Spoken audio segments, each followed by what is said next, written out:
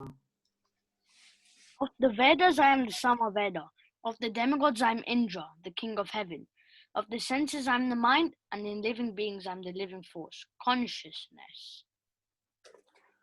Rudranam Shankarashchasmi Vitesho Yaksha Rakshasam Vasunam Pavakashchasmi Meru Shikarinamaham. Of all the Rudras, I am Lord Shiva. Of the Yakshas and Rakshasas, I am the Lord of Wealth, Kavera. Of the Vastas, I am fire, Agni, and of mountains, I am Meru. Purodhasam cha mukhyam mam Vidipatha Brihaspatim Senaninam aham skandaha Sarasam asmi sagaraha. Of priests, O Arjuna, know me to be the chief, Brihaspati. Of generals, I am Kartikeya, and of bodies of water, I am the ocean. Mahashinam Rigur aham Giramasmyakam aksharam Yagnanam japayagnosmi Stavaranam Himalayah. Great sages, I am Bhrigu. Of vibrations, I am the transcendental Om. Of sacrifices, I am the chanting of the holy names Japa, and of immovable things, I am the Himalayas. Ashwata sarva vrikshanam Devashinam cha naradaha Gandharvanam chitraratha Siddhanam kapilo muni. Of all trees, I am the banyan tree, and of the sages among the demigods, I am Narada. Of the Gandharvas, I am Chitraratha, and among perfected beings, I am the sage Kapila. Uchcheshravasam ashvanam Vidimam amritodbhavam Airavatam gajendranam Naranam cha naradipam. Of horses know me to be Icheshrava, produced during the churning of the ocean of nectar. Of lordly elephants, I am Airavata, and among men, I am the monarch. Ayudhanam aham vajram Dhenunam asmi kamadok Prayajanashchasmi kandarpaha Sarparam asmi vasukihi. Of weapons, I am the thunderbolt. Among cows, I am the Surabhi. Of causes for procreation, I am Kandarpa, the god of love, and of serpents, I am Vasuki. Anantaschasmi naganam Varuno yadasamaham Pitrinam aryama chasmi Yamasam yamatamaham. Of the many-hooded Nagas, I am Ananta, and among the aquatics, I am the demigod Varuna. Of departed ancestors, I am Ariyama, and among the dispensers, I am Yama, the lord of death. Praladaschasmi daityanam Kala kalayatamaham Mriganam cha mrigendroham Vaineteyascha pakshinam. Among the deityed demons, I am the devoted Prahlad.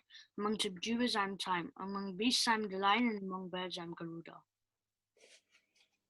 Pavana pavatam asmi Rama shastra britamaham Chashanam makaraschasmi Srotasam asmi janavi.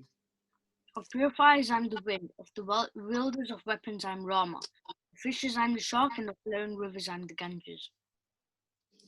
Sarganam adi antascha Madhyam chaivaham arjuna Adhyatma vidya vidyanam Vada pravadatamaham. Of all creations, I am the beginning and the end, and also the middle. O Arjuna, of all sciences, I am the spiritual science of the self, and among logicians, I am the conclusive truth. Aksharanam akarosmi Dvandva samasikasya cha Aham evakshaya kalo Tataham vishwato mukaha. Of letters I'm the letter A, and among compound words I'm the dual compound. I am also an inexhaustible time, and of creators I'm Brahma. Mrityu sarva harashchaham udbhavascha bhavishyatam Kiti Shri Vakcha Narinam Smriti Meda Dhriti Kshama. I'm all devouring death, and I'm the generating principle of all that is yet to be. Among women I'm fame, fortune, fine speech, memory, intelligence, steadfastness, and patience.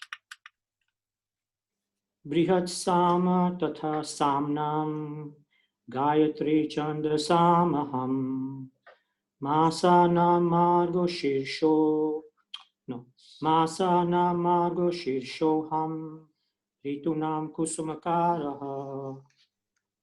Of the hymns in the summer bed I'm the Brihat Sama, and of poetry I'm the Gayatri. Of months I'm Margashirsha, November to December, and of seasons I'm flower-bearing spring. Dyutam Chalayatam Asmi Tejas Tejasvinamaham Jayosmi Vyavasayosmi Sattvam Sattvavatamaham. I'm also the Gayatri. Of the splendid I'm the splendor, and victory I'm adventure, and I'm the strength of the strong. Vrishninam Vasudevosmi Pandavanam Dhananjaya Muninam Apyaham Vyasaha Kavinam Ushana Kavihi. Of the descendants of Vrishni I'm Vasudeva, and of the Pandavas I'm Arjuna. Of the sages I'm Vyasa, and among great thinkers I'm Uchana. Dando Damayatam Asmi Nitirasmi Jigishatam Maunam Chaivasmi Guyanam Nanam Gnanavatamaham. Among all means of suppressing lawlessness I'm punishment, and of those who seek victory I'm morality.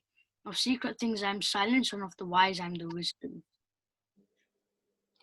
Yachapi Sarva Bhutanam Bijam Tadaham Arjuna Na Tadasti Vina Yatsyan Maya Bhutam Characharam.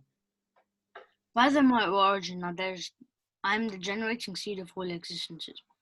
There is no being moving or non-moving that can exist without me. Nantosti Mama Divyanam Vibhutinam Parantapa Esha tu Deshata Prokto Vibhute Vistaroyo Maya. O mighty conqueror of enemies, there is no end to my divine manifestations. What I've spoken to you is but a mere indication of my infinite opulences. Yad yad vibhutimat sattvam Shrimad Ochitam eva va Tat tat eva va gachatvam Mama tejo amsha sambhavam. Know that all opulent, beautiful, and glorious creations spring from the spark of my splendor. Atharva bahunaitena Kim gnatena tavajuna Vishtabhyaham idam krishnam Ekam shena stito jagat. But what need is there, Arjuna, for all this detailed knowledge? With a single fragment of myself, I pervade and support this entire universe. Thus then, the Bhaktivedanta purpose to the 10th chapter of the Srimad Bhagavad Gita in the matter of the opulence of the Absolute. Hare Krishna.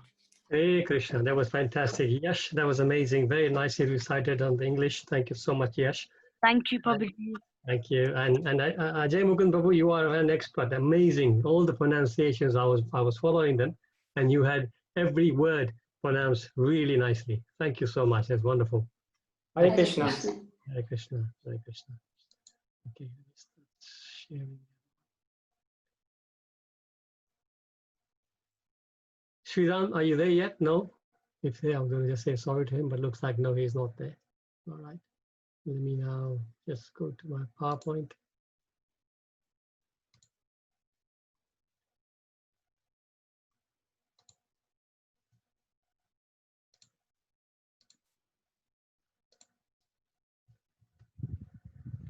First of all, there's a chat. Let me just see what the chat is. Okay, yeah. So there's a compliment for both the reciters from Pooja Mehta saying amazing recitation. And then Hema Mataji is saying very soothing recitation, Ajay Mukund Prabhu and Sridham Prabhu. And not it was Yash Prabhu actually. Sridham didn't show up today. But yes, was amazing. Thank you so much. All right, let's see where the screen is. Okay, so we are once again, we've just recited the second half of the 10th chapter of Bhagavad Gita, and then now for the rest of the session, we will be focusing on the Krishna book. So yeah, let's just start with the invocation. Om Namo Bhagavate Vasudevaya. Om Namo Bhagavate Vasudevaya. Om Namo Bhagavate Vasudevaya. We'll also do the Mangala Charan while we're here. Om Ajnanati Mirandasya Jnananjana Shalakaya Chakshurun Militam Yena Tasmai Shri Gurave Namaha. Shri Chaitanya Manobishtam Stapitam Yena Bhutale Swayam Rupa Kadamayam Dadati Swapadantikam. Namo Om Vishnu Padaya Krishna Prasthaya Bhutale Srimate Bhakti Charu Swami Niti Namine. Namo Om Vishnu Padaya Krishna Prasthaya Bhutale Srimate Bhakti Vedanta Swami Niti Namine. Namaste Saraswate Deve Gauravani Pacharine Nirvishesha Sunyavadi Pashata Deshatarine Jai Shri Krishna Chaitanya Prabhu Nityananda Shri Advaita Gadadhar Shri Vasadi Gaura Bhakta Vrinda Hare Krishna Krishna Krishna Hare Hare Hare Rama Rama Rama Hare Hare. Srila Prabhupada Ki Jai. Jai. So right. So before we go on to today's paragraph, I just wanted to see, maybe one of you can just recap what's happened so far in this first chapter. We can start from the time when Bhumi Devi, when Earth is troubled and goes to Brahma, and then anybody can go.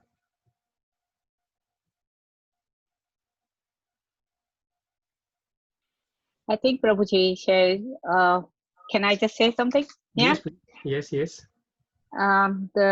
We just spoke about the Bhumi, and she went to Brahma, and Brahma cannot go directly to. Nobody can do directly, help. So he has to go to Vishnu. Yes. And that's how he's doing the prayers to Vishnu regarding that, and then that's how the Varadev appeared to help the world and all that. And then I think so while they're doing the prayers, I think Brahma cannot see the Lord directly. So we have three Vishnus we have to talk about: is Karnodaksha Vishnu, Garbhodaksha Vishnu, and Shirodaksha Vishnu. Right. How they have glance, and how then what happened that Brahma had to go to, he cannot go directly, so he has to make prayers. This is Purushukta, is it? Purusha Shukta, yes. Purusha Sukta prayers, yeah. These are the special Puranas, Vedas prayers. Yeah. Am I doing right? No, very good, excellent. Yeah, so from then on, how does it move on? And then I think so then the prayers, so what is it that he cannot go directly, but then he has to, is it through the heart? Yes, because the Lord imparts a knowledge to Brahma within the heart. Then the Brahma Adikabaya. So this is how he receives the knowledge from the Lord. Knowledge, yeah, that's it. Yeah, okay. And then we go on to they start talking about the big wedding. Oh yeah, that's And the wedding party is there, and Kamsa So yeah, Kamsa is very, very proud of his sister and his cousin sister, and then he's actually himself sort of driving the chariot. And then what happens? There was a big Vani coming up from the Devaki is gonna bear child, and then they will kill him. Exactly. So the Akashvani happens. Kamsa grabs hold of Devaki with the left hand, and he takes his sword with the right hand. He wants to kill her. And then what happens? They stop. Vasudeva tried to stop Kansa, saying all this advice that if you kill Kansa, if you kill a woman, especially your sister, then your reputation will ruined.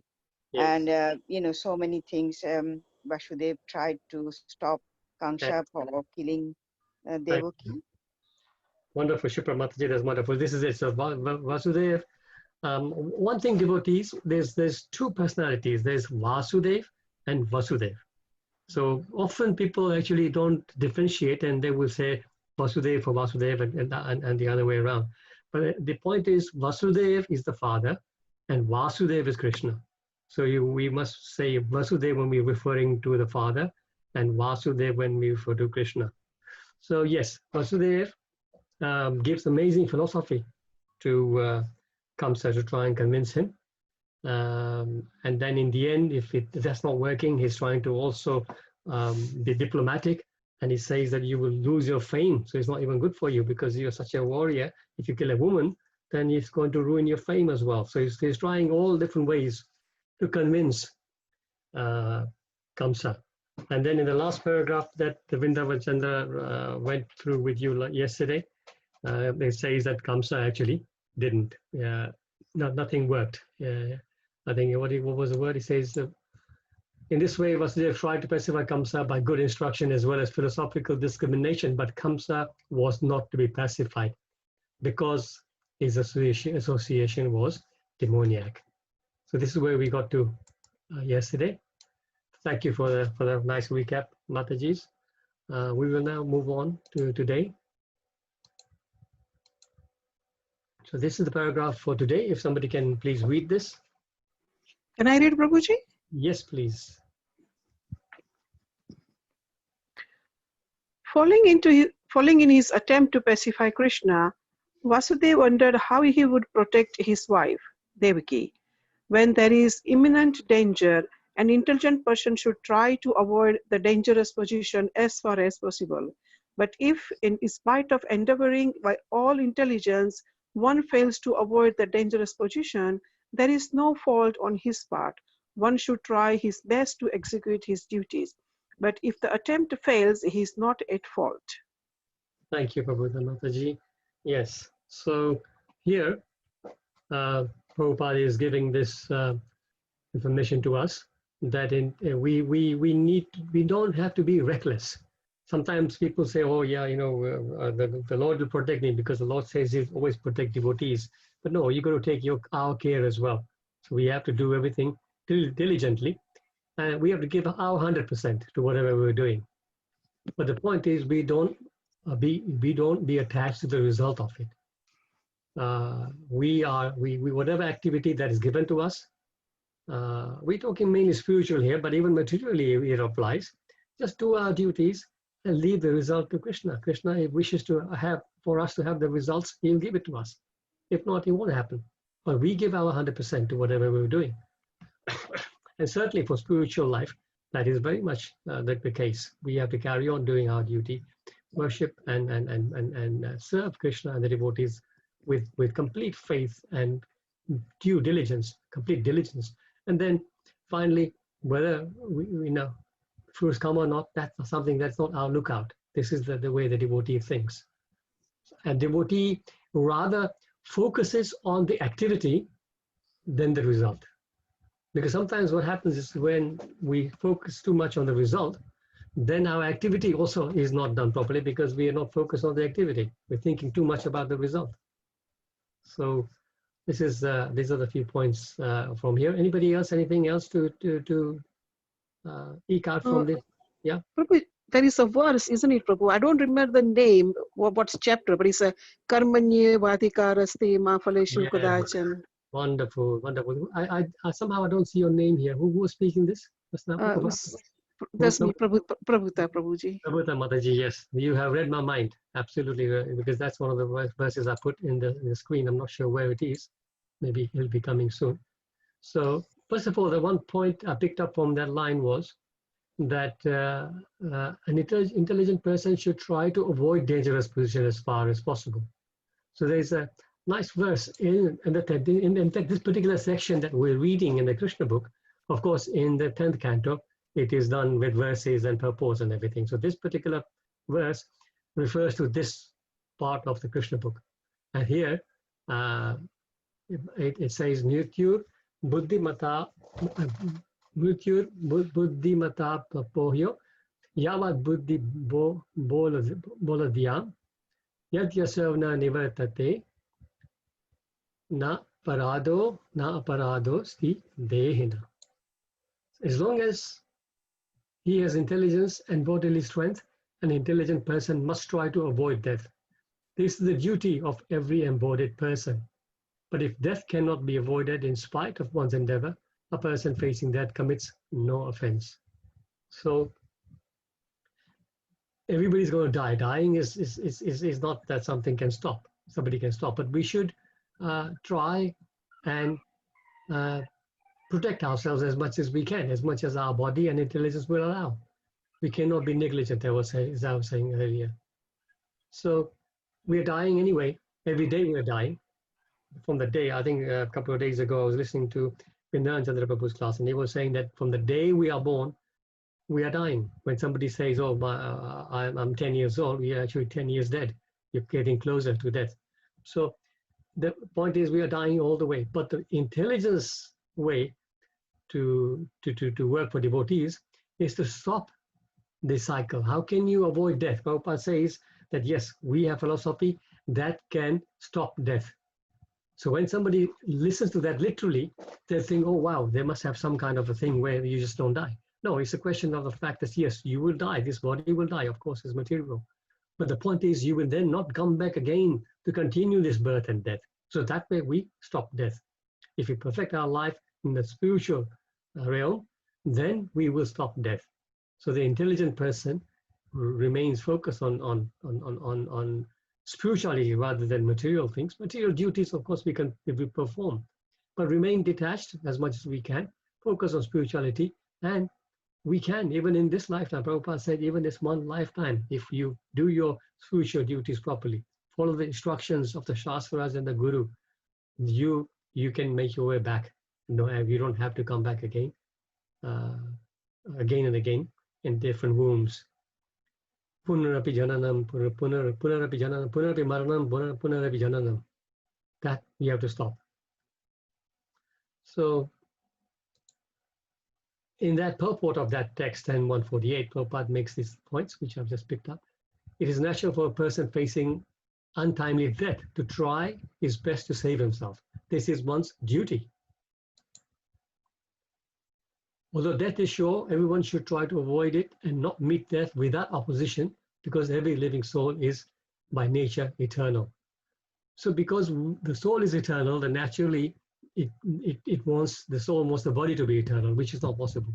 But at least we should try and not be callous about life. Prabhupada says, because Devaki was face to face with imminent death, it was Vasudev's duty to save her. Everyone should try and avoid death and rebirth by cultivating spiritual life. This is what we were just speaking about. So then the next point was one should try his best to execute his duties, but if the attempt fails, it is not his fault. So here again, there's a nice verse in the 2nd chapter of Bhagavad Gita. Yogosta kuru karmani sangam tyaktva dhananjaya siddhya siddhayo samo bhutva samatvam yoga uchyate. Perform your duty equipoise, O Arjuna, abandoning all attachment to success or failure. Such equanimity is called yoga. And then there's a famous verse. This, I think most people will know this.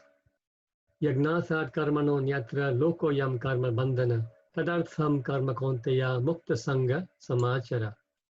Work done as a sacrifice of Vishnu has to be performed. Otherwise, work causes bondage in this material world.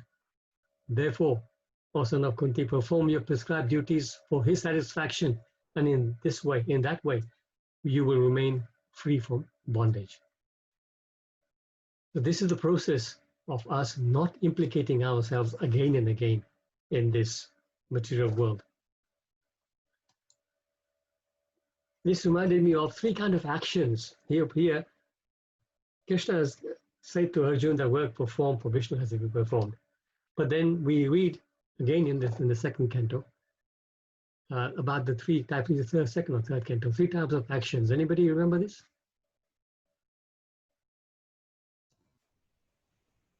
Is it karma, akarma, vikarma? Yes, yes, Puja Mataji, yes. Yes, somebody mentioned Nishkam, so that's also different. Yes, Nishkam and Sakam karma, there's also there. But this particular theme here is karma, vikarma, Karma and akarma. right? Karma means, anybody? Your daily duties, work. Yes, just normal, exactly. Normal work, which can be pious or impious. So either way, that's your karma, whatever karma you do, Yeah. either way, right? The vikarma specifically is prohibited actions. And akarma? Nishkam karma. Exactly. Akarma is nishkam karma, which means this is what here Krishna, in the 3.9 Krishna is talking about. Work done as sacrifice to Vishnu as well. Otherwise work. So karma and vikarma both with Ayuga. Even good karma ties us down, as we know. Even good karma, we get pious credits, and for that we have to come back to enjoy our karma. So both are not really necessary. Both are not welcome by the devotees. Devotee want to focus on our karma. That is the thing. I'm going to just read something went wrong there. Okay, so yeah, and this is the verse. This three types of actions are mentioned in this verse in Bhagavad Gita 4:17. Karmano hi apya bodhavyam cha vikarmana akarmana cha bodhavyam gahana karmano gati. So now this is the next paragraph. If somebody can read this, please. Can I read it, Prabhuji? Yes, please. Yeah. Vasudeva thought of his wife as follows. For the present, let me save the life of Devaki. Then later on, if there are children, I shall see how to save them.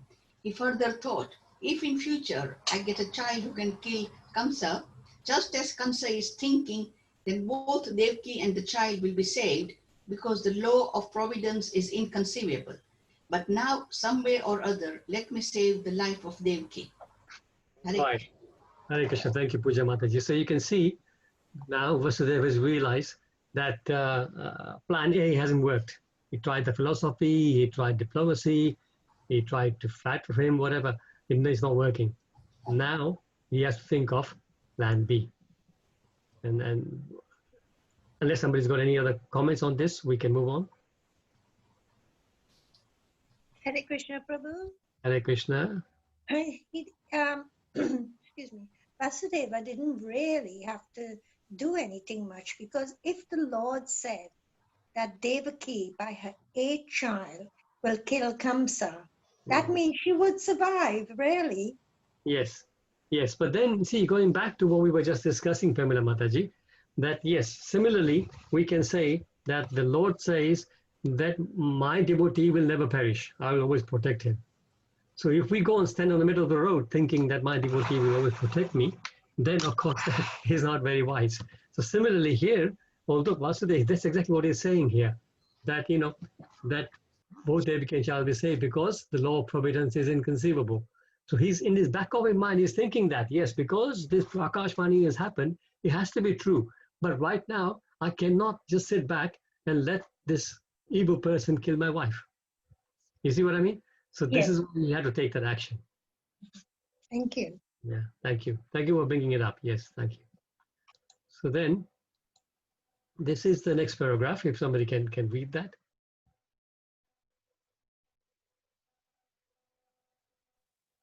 Can I read it, Prabhuji? Yes, Sipra Mataji, please. There is no certainty how a living entity contacts a certain type of body, just as there is no certainty how a blazing fire comes in contact with a certain type of wood in the forest. When there is a forest fire, it is experienced that the blazing fire sometimes leaps over one tree and catches another by the influence of the wind. Similarly, a living entity may be very careful in the matter of executing his duties, but it is still very difficult for him to know what type of body he is going to get in the next life. Maharaja Bharata was very faithfully executing the duties of self-realization, but by chance he developed temporary affection for a deer, and in his next life he had to accept the body of a deer. Hare Krishna. Thank you, Sipra Mataji. So you can see, now we're talking about the law of karma. Prabhupada is speaking about how complex the law is, how, and nice example he gives that then there's a forest fire, and all the trees are supposed to be burned, but then sometimes that one tree maybe is meant to be saved, so that the fire will leap over it because of the wind, and it will miss, and that tree might survive. So like this, the law of karma is very, very complex. There's so many factors that come into play. And here, we later on in this particular paragraph, is speaking about that Bharat Maharaj, he very faithfully executed his duties of self-realization.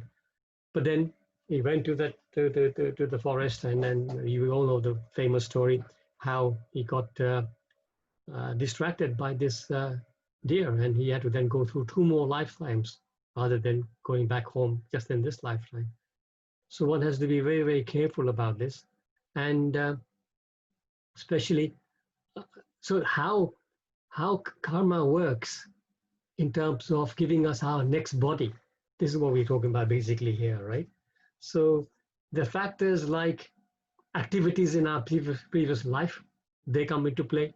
Activities in this life, they come into play. And then also very importantly, our consciousness at the time of death, that comes into play. And there may be other variations there, but these are the 3 main things that come into play when we are talking about which body we're going to get the next. So these are the things we can't do much about what we did in the past life, of course, but we have to, in this life, definitely stop committing sins so that we don't pile up on our bad karma. That is for sure. And this is why when we come into ISKCON, we follow the 4 regulated principles. Just by following the 4 regulated principles, we are saved from so many different sins. So this whole system that Chaitanya Mahaprabhu and Prabhupada set up, it is so scientific. You just by giving up those 4 things, you are more or less out of sin. So remain sinless. So you can try and not add on to your previous sins, which you are not aware of. But then at the same time, to try and nullify the previous sins, we need to do what? We need to surrender. We need to surrender to the process. We need to surrender to our spiritual master. We need to surrender to Krishna. Sarva dharman parityajya mamekam sharanam vraja. Aham tam sarva papebhyo mokshayishami ma sucha. No, do not worry, he says. I will wipe out all your previous karmas if you just surrender to me. So this is the powerful, powerful process that is available to everybody. There's a nice writing I found on the ISKCON Desire Tree about karma. It says, one who comes to the platform of intelligence to understand that rather than serving the cause of material advancement, he should serve the cause of Krishna. Because transcendent Krishna, yeah. Sorry, I'm not, it's very small and I'm struggling with it, but I'll read again. One who comes to the platform of intelligence to understand that rather than serving the cause of material advancement, he should serve the cause of Krishna, he becomes transcendental to the stringent laws of karma. So, devotional service as per instructions of Krishna and total surrender to Krishna. And this is it. Your slate is wiped. What time is it? We can still do one more paragraph, perhaps. Yeah, somebody can read it. No. Can I read? Yes, please, Meena. Yes, Meena Mataji, you can read. Vasudeva, after deliberating on how to save his wife, began to speak to Kansa with great respect. Although Kansa was the most sinful man, sometimes it happened that a most virtuous person like Vasudeva has to flatter a person like Kansa, a most vicious person. That is the way of all diplomatic transactions. Although Vasudeva was deeply aggrieved, he smiled outwardly. He addressed the shameless Kansa in that way because he was so atrocious. Vasudeva said to Kansa, "My dear brother-in-law, please consider that you have no danger from your sister. You are awaiting some danger because you have heard prophetic voice in the sky. But the danger is to come from the sons of your sister, who are not present now. And who knows, there may or may not be sons in the future. Considering all this, you are safe for the present. Not is there cause of fear from your sister. If there are any sons born of her, I promise that I shall present all of them to you for necessary action." Thank you, Meena Mataji. So you can see now, so he's used philosophy, he's used diplomacy, and now he's using flattery. First of all, he says that you are. So Prabhupada says like this: you have to flatter people sometimes. Sometimes when people have very big egos, we have to flatter them a little bit, because this is what works. Generally, of course, it's not recommended in terms of material things, but in spiritual life, if for example, if I went to see somebody and I wanted to get a donation from that person for Krishna, then there is no harm. I can use this kind of flattery, and I can flatter him and say, "Oh, you're such a wonderful man. You're such a great Vaishnava. You should help the temple," something like that, right? You can say all that. Now, I may not that he's maybe not such a great Vaishnava, but it's okay if that flattery makes him use his Lakshmi for Krishna, then it's fair enough, So yes, we can use flattery if that's going to work, depending on the person we're speaking to. So yeah, so he's now trying this tact, and then we of course carry on later on to see what happens. But very, very interesting conversation. It's not really conversation; it's the one way. Very interesting instructions and tactics coming from Vasudeva to try and save the situation and save his wife. Any points, anybody on this?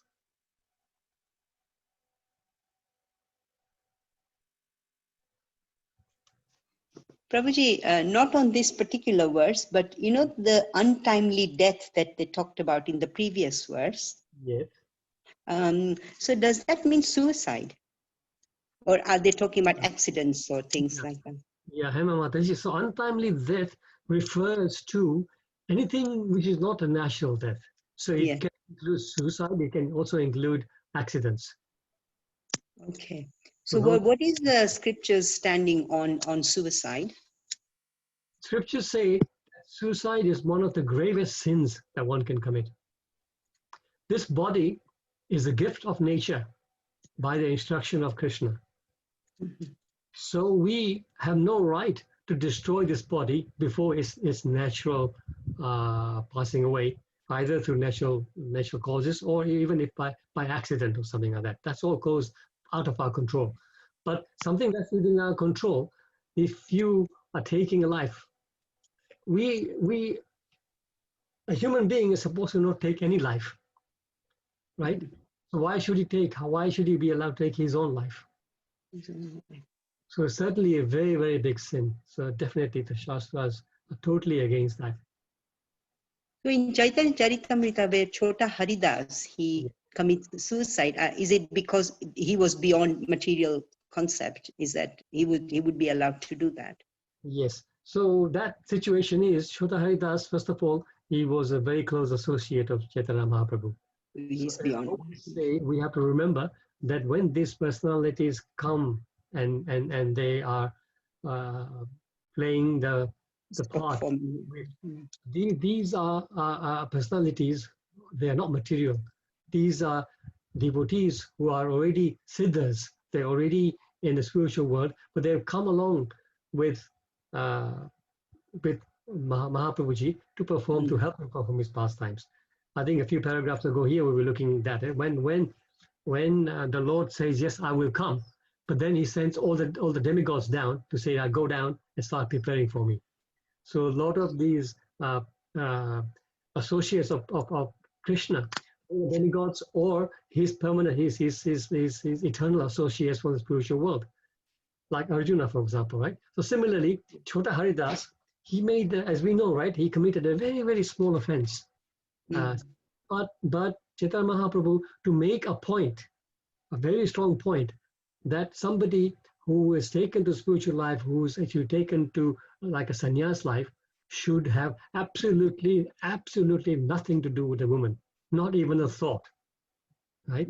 So this is the situation with Chota Haridas. And then, of course, the pastime that he committed suicide is just one of those. As if you know, in the pastime, when people came and reported to Chaitanya Mahaprabhu that Chota Haridas has jumped into the Ganga, he said, that's good. He said, that's fine.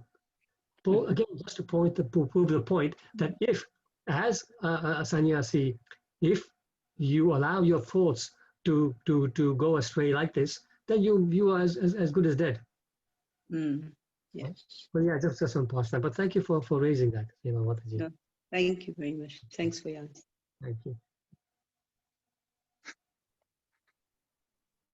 Okay, so right, we have this wonderful effort with 108 Bhagavatams for Srila Prabhupada's Appearance Day, which is on Thursday. So devotees, everybody, thank you so much. I know so many of you have taken part so generously. So really want to thank everybody from the bottom of my heart for supporting this initiative, which is part of the overall Bhadra campaign initiative anyway. So it's good that we're doing this. What we need is help with delivering these sets. We don't know how many will want to have them delivered, because some may not want them because of COVID and all that. Maybe some way, but out of so far, I think we got about 60 sets that people have committed to. And if we have to deliver them, and some of them may be sponsored, so that will not be delivered. They'll just be given out to hospitals or whatever later on. But those that have to be delivered, we need some help. We need help of people who can take on the responsibility to just maybe take 2 or 3 sets and deliver them in your area or something like that. We don't, like I say, I have no idea how many it will be, but it'll be very nice if some of you could help out. Or this is going to be on Thursday. So what I need one person from the group to take the names down. So perhaps, I don't know, can anybody say, so this person, the responsibility will be that after this call, we will share their email address, or maybe the WhatsApp number on this presentation that I will share with you.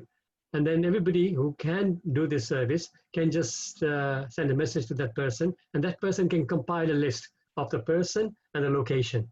And then Divyanam Prabhu will take over and do the allocation of the service. It's a wonderful service to go and actually deliver Srimad Bhagavatam to somebody's doorstep.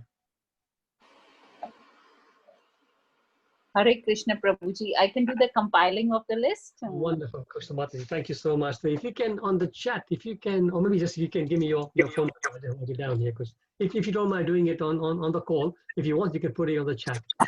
No, it's. Thank you so much, everybody. Thank you, Prabhuji. Thank you. Hare Krishna, Thank Prabhuji. you. Hare Hare Krishna, Hare. devotees. Thank you very much, everybody.